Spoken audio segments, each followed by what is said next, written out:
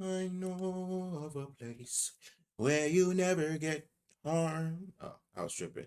Welcome back to another Easy Mind reaction, guys. Today we are acting from the channel After School. That's school with a K. 2.45 million subscribers. Title of the video: The God Paradox. Speakers I believe to be Brian Mo Morescu. Brian Morescu. And Karen Armstrong. Karen Armstrong. Let's read it. Ooh, that's quite the description. I think it's just giving background information on the speaker. So, show less. Yeah. I think I know a little bit about this. Let me make it full screen. Okay, 1080p. Oh, I forgot to test it last time. Oh well. Yeah. No idea what the video is about. It's a 16-minute video, so I really don't want to waste any more time. I say we get started, and how does meditation change you? I might add that to the list next. But yeah, let's not waste time. Let's learn foreign music. Welcome back to After School. I'm Brian Morescu, author of The Immortality Key, and today we'll be exploring the work of Karen Armstrong. Oh, She is one of the world's best-known living writers on religion and also a heroine of mine. And together we'll be talking about the mysticism of antiquity and what that all means for us today. So without further ado, let's dive in. please. Si enim comprehendis, non est Deus. If you think you've understood God, that ain't God. These words were penned by St. Augustine roughly 1600 years ago. Now, whether you're a person of faith, no faith at all, or somewhere in between, it matters how we define God as a species. Strange as it sounds, the fate of the planet could very well depend on our definition of God. Again, even if that word means nothing to you, or it conjures vague images of an elderly man with a beard sitting in the clouds, or maybe it's synonymous with organized religion, institutions, traditions, beliefs, which, for you, might be the compass of your existence, or just utterly irrelevant. For all of us, the definition of God matters. It says everything about how we understand ourselves, how we treat each other in the earth with its abundance of life, and how we grapple with the mystery of the cosmos. I always turn to Joseph Campbell to help explain. God is a thought. God is an idea. But its reference is to something that transcends all thinking. So there's a paradox, and that's kind of the whole point. Si comprehendis, non est Deus. God, whatever that means, is not something to be understood by the rational mind. No institution can claim ownership. In fact, the word's meaningless. Ooh. Following up on Augustine, the Jesuit Karl Rahner, one of the most influential theologians of the 20th century, was no fan of God, said we shouldn't use the word for 50 years. It confused his notion of God as the holy mystery, incomprehensible and impenetrable. Above, I think I agree that to an extent. I feel like giving the concept a name, you kind of shrink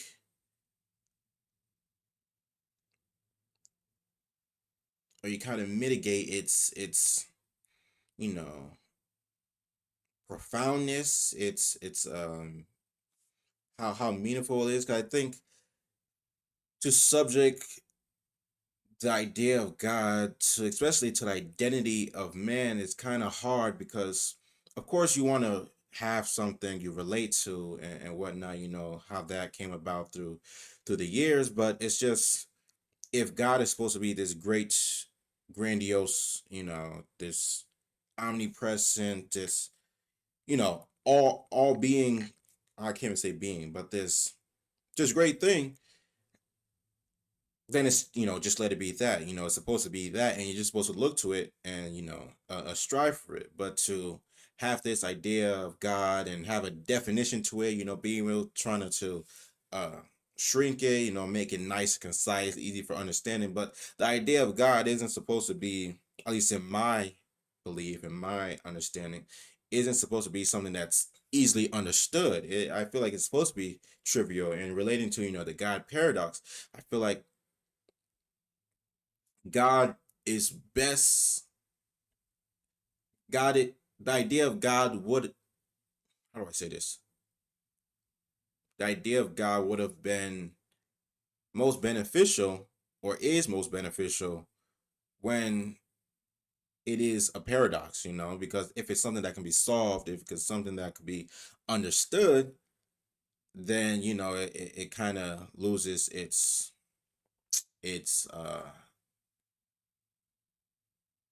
grandeur.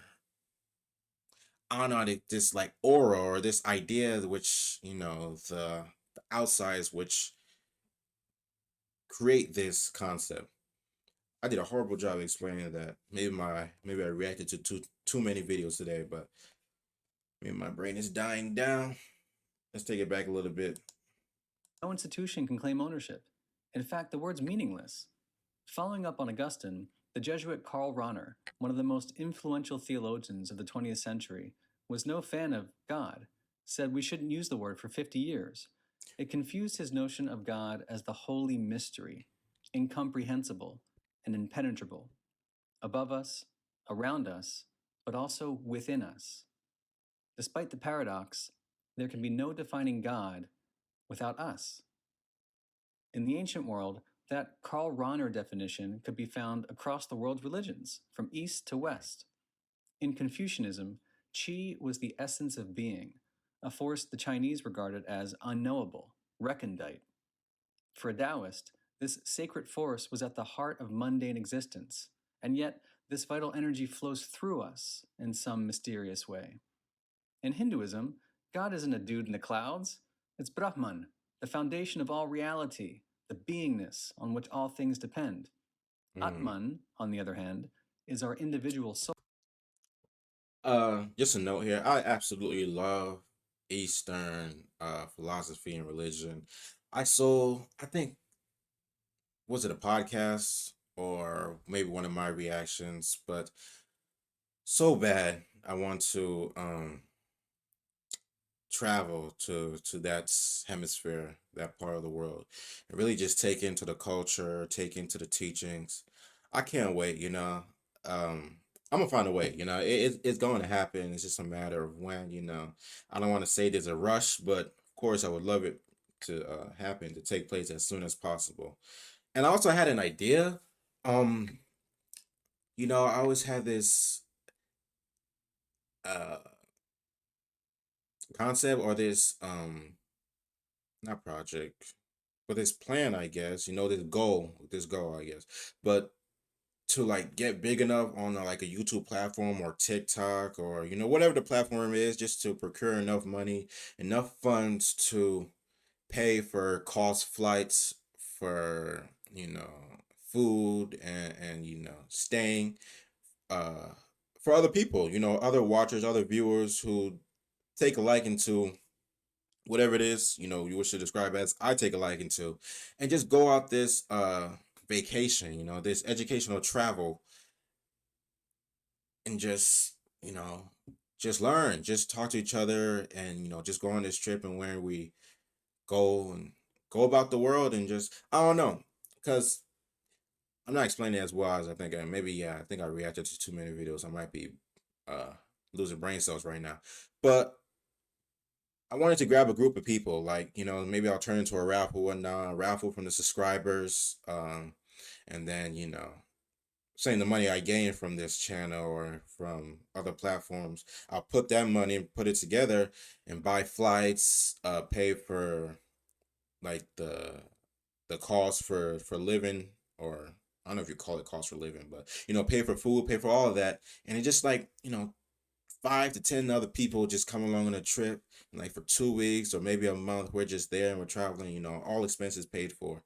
Uh, that's always been like a goal of mine. I wanted to do that, but got a long ways to go. Maybe we don't. Maybe it's just right around the corner. But hey, let's keep pushing. Let's keep pushing. Just keep swimming. It's Brahman, the foundation of all reality, Dang, I want to the say something else. I beingness forgot. on which all things depend. Atman, on the other hand, is our individual soul. In the Advaita Vedanta school of Hinduism, that Atman is identical to Brahman. the ultimate reality. In other Mm. words, divinity resides in us. In Buddhism, there's no personal God, but that compassionate mystery could be called the essence of the entire cosmos, an eternal, permanent, immutable, pure, and self sufficient force that unites all beings, draws them into a coherent whole, Mm. and universally illumines the human mind. Oh, dang. I wrote this quote. It read, it says, it wasn't a quote, it was part of a short story that I wrote. And it was just a line which the main character in the story was kind of thinking to himself after this conversation he had with an elderly man. It took place in the setting really doesn't matter, but it took place in a hospital. But anyway, the thought he had, it was like, uh everyone everyone knows of God. Even the man who doesn't believe in God knows of God. And, so it's like, so what gives? That was the question he asked at the end. And I think it's just, maybe not everyone agrees on a name. Maybe not everyone agrees on, the rule or the purpose of God. But I think all of us have this sense of there being this underlying, this looming, I don't want to call it an idea, but just this thing, I don't really want to give it a name because, like I said, giving it a name kind of uh, shrinks the idea. It kind of loses its mystical, mystical aspect. But you know, but like I said, everyone has this underlying feeling that there's this thing that exists beyond us, and although we even an atheist who may believe like there's no God, it's just us or whatnot, but I think they're still willing to accept that even though it's just us, there's that which is greater than us as human beings, as individuals, that there being like outer space, other planets, there's more to life than what takes place here on earth. And I think we can all agree on that. It's just, the unknown. We're unsure how to categorize it, how to describe it, define it. And so, you have all these interpretations, all these different definitions. And it's a question like, is it just good enough to know that there's more? Are we supposed to want more? Are we supposed to seek more? Go out to the unknown and try to understand it even more? Or can we just, sit back, relax, and take into life however it happens, however it the cards are played for us, So yeah, different questions, different questions. Yeah, I gotta stop pausing. This is a long video. Enabling us to cultivate a capacity for goodness. Now, these Eastern definitions of God come from the preeminent scholar Karen Armstrong. The author of a couple dozen books, translated into 45 languages, Armstrong has been described as the world's best known living writer on religion. Before becoming a lover of What a comparative title. theology, she was a Catholic nun for about 7 years, till she realized she was bad at praying and wanted nothing to do with God. So Armstrong began looking to the sages, mystics, and prophets of antiquity. Her focus was the Axial Age, that period between the 8th and 3rd centuries BC, when many of our religions came into being. Not just Confucianism and Taoism in East Asia, or Hinduism and Buddhism in South Asia, but the mysteries of the Greco-Roman world at the root of Western civilization, and the rise of the Abrahamic faiths, Judaism, what would later become Christianity, and eventually Islam.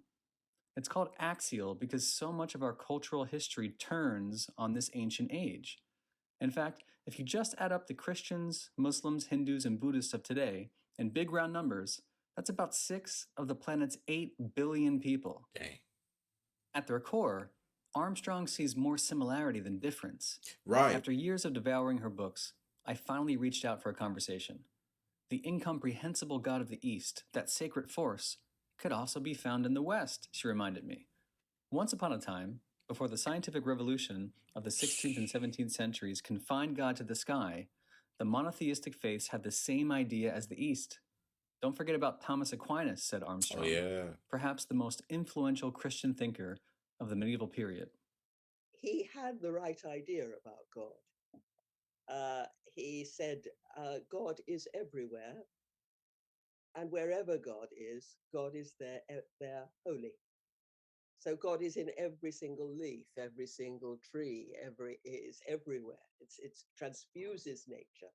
And that was exactly the way the peoples of the world had always cultivated their sense of the natural world as sacred and divine, not as a god stuck up in the heavens, but as a force, a sacred force that imbues the whole of reality. That reality includes us. God is not separate from us, agree the traditions of the axial age. We participate in divinity. We carry a divine spark. But it's tough to find that spark or experience that incomprehensible God until we stand outside ourselves. As Armstrong herself came to realize, it wasn't about praying to or worshiping the external God of her youth or engaging in cold research, merely thinking. And it's weird. It's weird to say, but if you think about it, the modern day of God, Christianity that it takes, it's almost materialistic in a sense. The Western world is very much, the priorities of the Western world, generally speaking, seems to stem from procuring as much material wealth as possible, being able to show or put on display your values, instead of having all that value within, having it having it being personal, whatnot. It's very much outside of the individual. And it's interesting how, you know, Western culture matches up with Western philosophy or religion, having that God outside of you. And like everything Eastern is more so about everything that's within. And so it's like, it makes sense that as everything is within, with the idea with the virtues, having core values and just being the utmost person you can be, and that fall in lines with the personal God. And I just found that interesting. It's just a thought that came to me, but that's relation that the cultures and the religions have, although religion could be thought of to be part of culture, but I'm just the materialistic culture corresponding with the religion. And so, but yeah, there was something else I wanted to say. Maybe thinking of writing about all things holy and kind of, I forgot about it.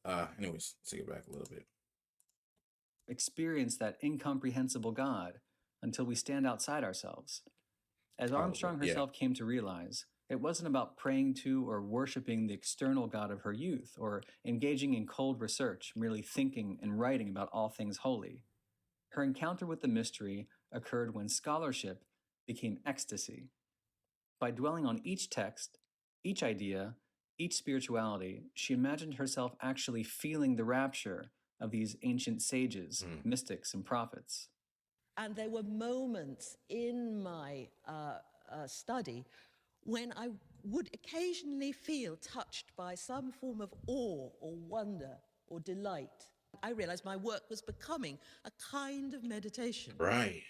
The kind of meditation that I'd been unable to do in the convent. There's that paradox again.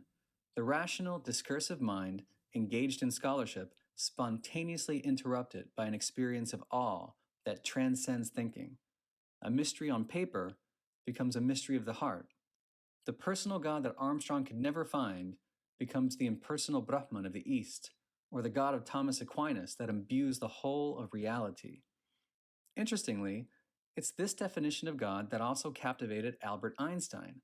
Referring to the 17th century Jewish philosopher Baruch Spinoza, We did a video Einstein on him a while once back. wrote, "I believe in Spinoza's God, who reveals himself in the lawful harmony of the world."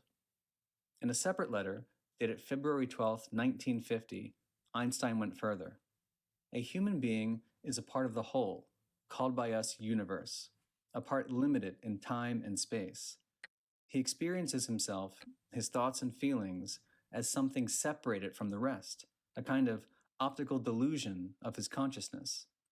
The striving to free oneself from this delusion is the one issue of true religion.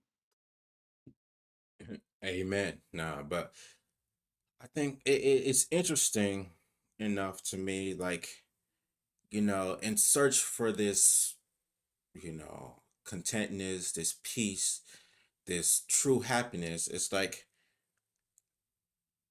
I don't know. Maybe it's just, I might be biased because of my beliefs or my understanding of how things appear to be.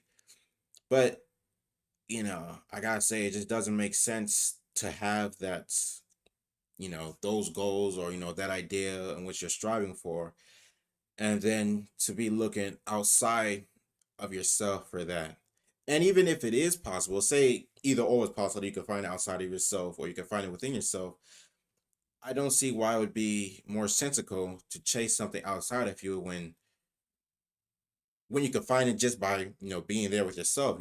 Just finding contentment within your circumstances, within how you already are as a person, the way in which you're developing as a person, the way in which your life is going, is leading. It's like everything in which you can look to make peace with is right there, and yet you're going out your way to find all these other things to bring into your life and try to give you peace. It's like, like I said, it I don't want to say it's wrong or you can't do it, but I don't know. It just never clicked for me. I got like growing up, like I grew up in a Christian family, and my father was extremely religious, and my mother, she wasn't extremely religious, but she was just as much religious, and she still is now to an extent.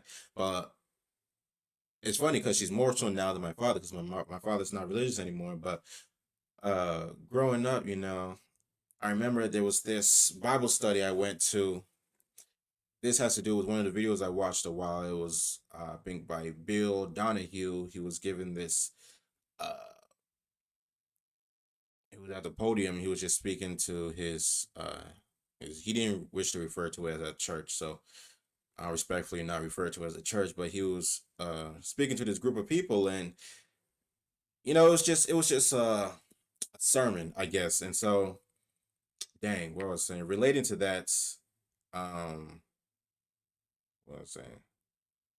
I grew oh, there it goes. It gets my thoughts keep slipping every time I try to do unnecessary explanation. It just slips. I gotta start just getting to the point.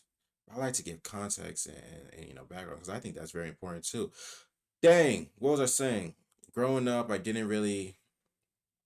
Oh, I was just saying like, yeah, no, I didn't really take into the I didn't really take into Christianity or religion ultimately, at least for what it was, as it was. I kind of had a different understanding for it. And like I was to, I guess, give evidence to that idea or what took place. There was a time which I was in Bible study, and the leader of the Bible study, she was explaining, I think, was it a story of, I forgot what the story was, but she was just asking for our interpretation of the story of what took place in the Bible. And everyone gave a pretty, I don't want to say basic, but everyone gave a well regarded answer in the sense that everyone kind of came to the same conclusion.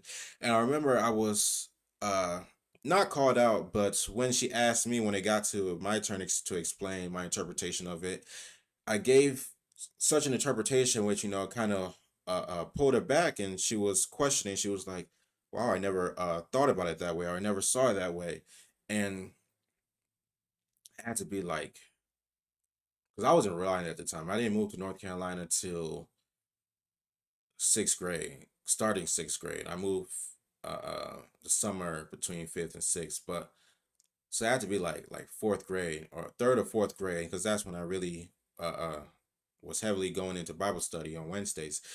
But yeah, no, she was pulled back and she was like, "Wow, I never heard that interpretation before." I think it was a metaphor.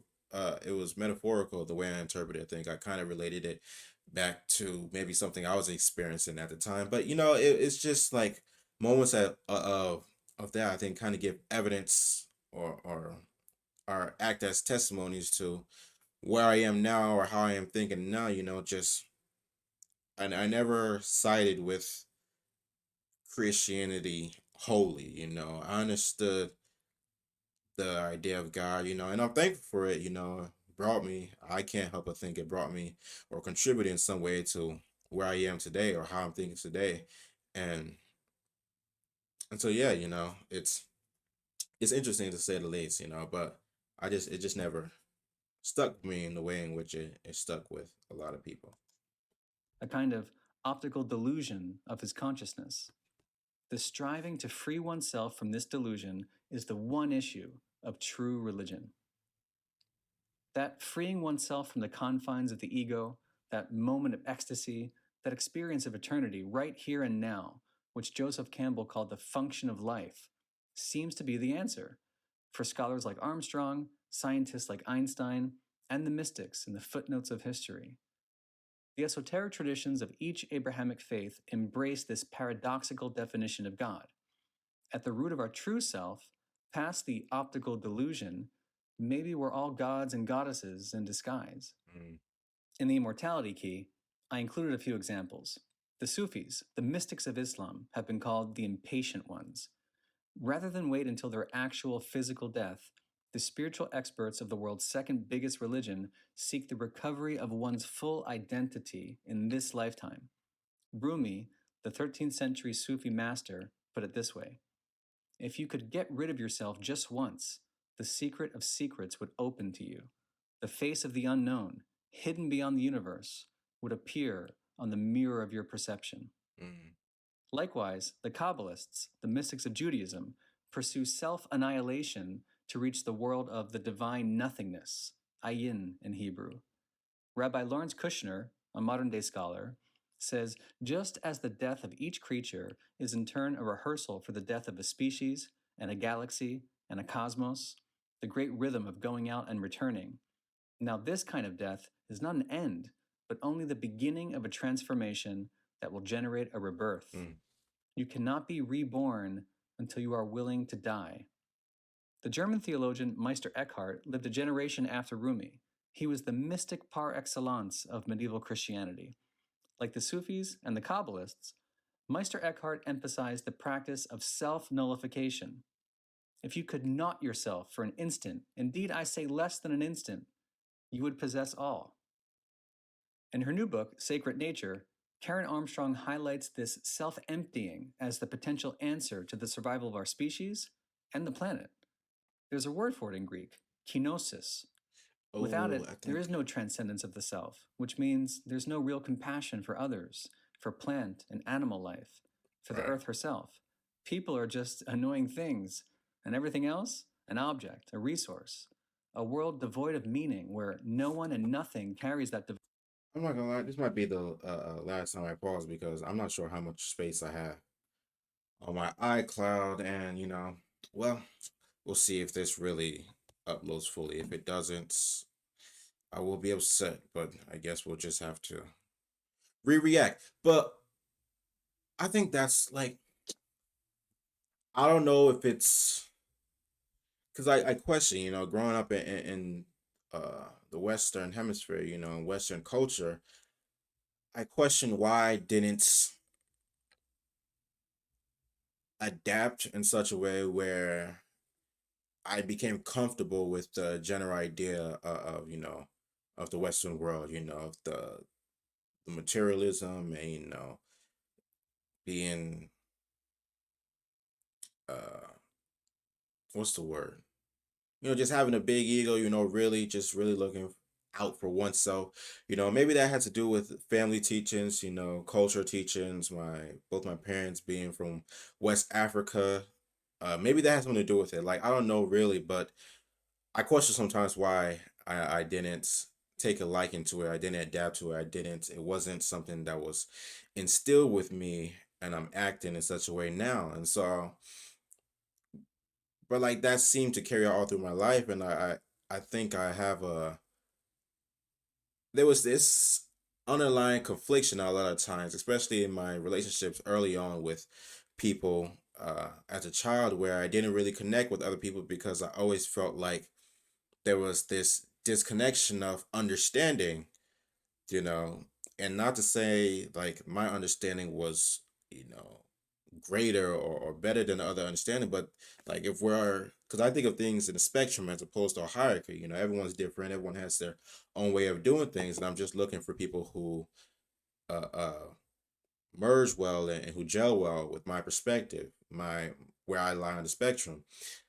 And so growing up, like I was saying, I didn't have um well, yeah, there was just a disconnect a lot of times with people in which I was growing up with, because there wasn't that same understanding, there wasn't that same belief or same core values, morals, and all those good things. And once I started to learn more about the Eastern culture, the way in which they carry themselves, their thinking, I started watching anime.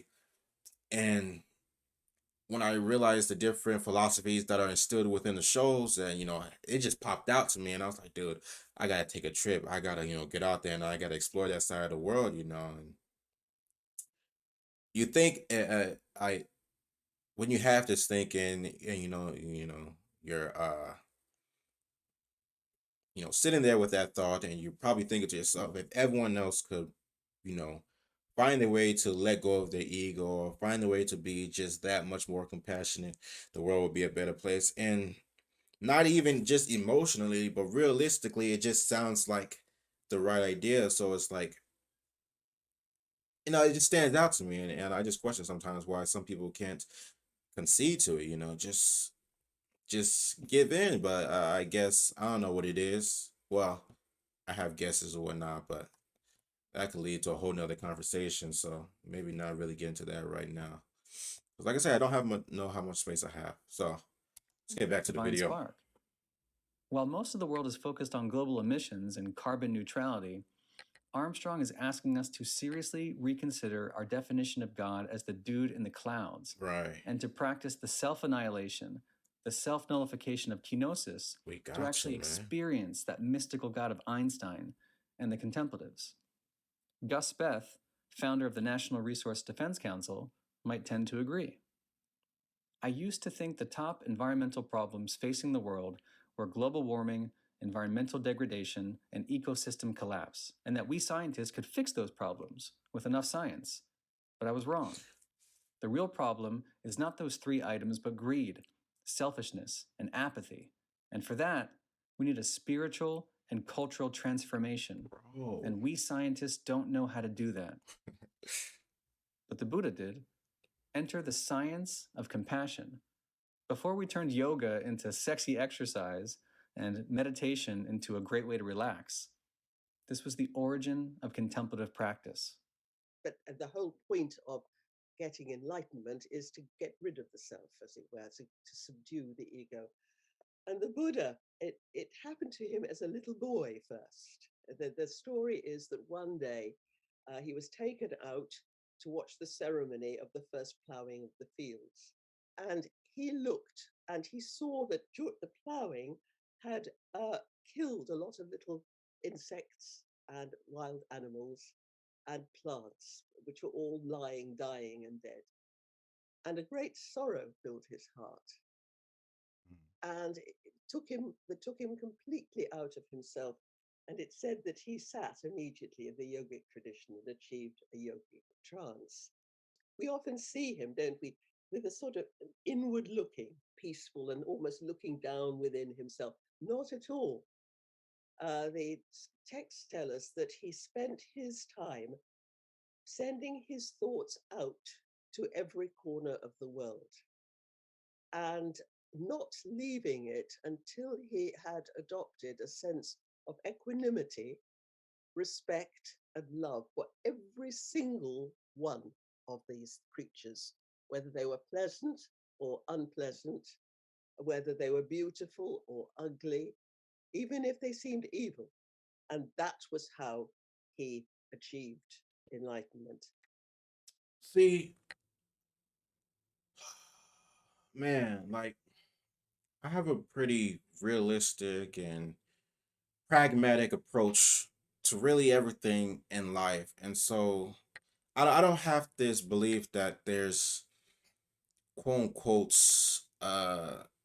divine purpose the ways in which you can act can definitely be, I think, divine, but there's no right to do that. There's no purpose. There's no you have to do it. I was explaining to my dad this idea I had relative absence or whatnot, and there's a lot to it, but what I'm kind of referring to is just that if we could just, if there's no, like, because I believe in amoral, I believe there's no right or wrong, there's no good or bad, everything is a matter of perspective.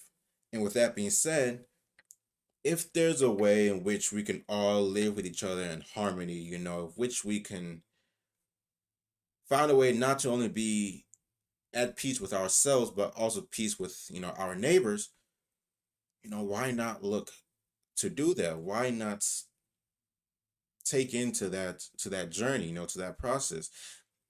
And you look at the Eastern world, of course, it's not maybe not developed well, you know, technology. Like, of course, this, but like everyone looks at the first so as the Western world of being, more advanced and whatnot. Having the roads, the buildings, the technology. Well, not although technology is a big thing in the Eastern Hemisphere, but just the from an individual standpoint, just being close to the idea of being well rounded, just being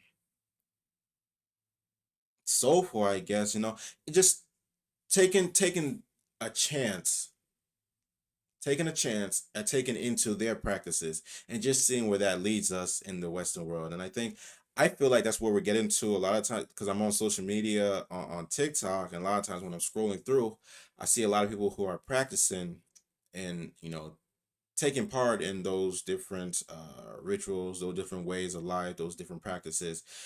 And it excites me and, pleases my mind. But one thing that fears me is that they're going to take the Eastern world practice and then mix it up with Western world, and I think if you're going to take on to the Eastern world practices, you kind of have to erase that basis of the way. Because, like, I think that happens a lot of times. People go on to learn something new.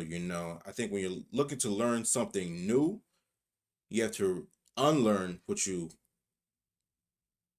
have to unlearn what you know before you go on to learn something new. So basically, the idea is like a sandwich. You have the bread, you have the cheese, you have the uh, tomato, the meat, whatever, and you have the other bread. If you take away one of the bread, where am I going with this? If you take away one of the bread, no, forget that. You have a sandwich, and you take out the lettuce, and then I'm not making sense, am I? No, it makes sense in my head. I'm just having trouble explaining it. All right, so you have the sandwich, right? And then you take out the lettuce, and now it's a sandwich without a lettuce. But the whole idea is that you wanted to make a completely new sandwich, but all you did was, strip it of one thing and then maybe fill it with something else. And then you think that the new thing in which you were trying to learn, you just added it to what you already have, then it's not really that new thing you were trying to learn. It's that new thing plus a whole bunch of other stuff, which might lead you to process any information that come in future time in a completely different way. So that's that whole idea. Let me get back to the video. Let me end this off, man. I've been talking too much. That's pretty good kenosis. A high bar. But we're not all called to be Buddhas. Instead, Armstrong suggests a little death every day, hour by hour. Facts. Whether that's the Confucian practice of quiet sitting, just getting off social media and being present in nature for a few minutes, or a simple act of kindness. What did Mother Teresa say? Not all of us can do great things, but small things with great love. Then there's the spiritual disciplines of the contemplatives. They chant, pray, and fast their way to kenosis. Sometimes seclude themselves in caves, wander in labyrinths, whirl in ecstasy. In the prehistory of our species, the more archaic techniques had the same goal: drumming, scarification, perhaps the ingestion of visionary plants or fungi.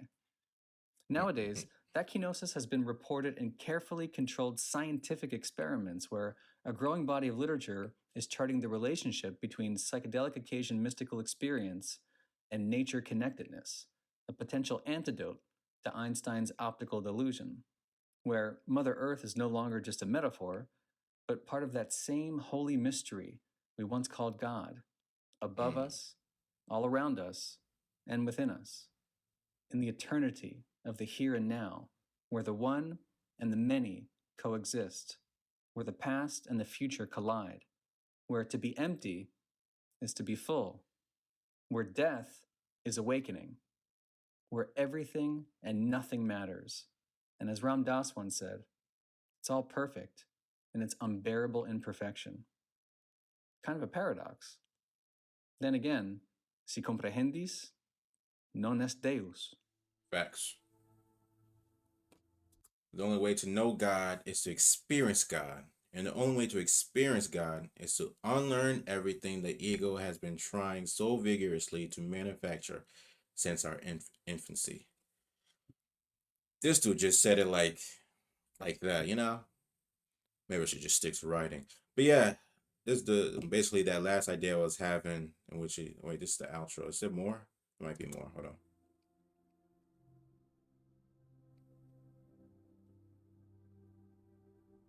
Thanks for tuning in to this episode of After School. If you enjoyed the information in this video... Okay, yeah. Great video, man. Yeah. I don't think there's anything much more to say. I'm worried there might be more. No, it's just references to books and whatnot. Hey, man, leave a like. Make sure to subscribe. Turn on post notifications. And if you're not going to do any of that, at the very least, please do leave a comment. I would like to have a conversation with you. Good day.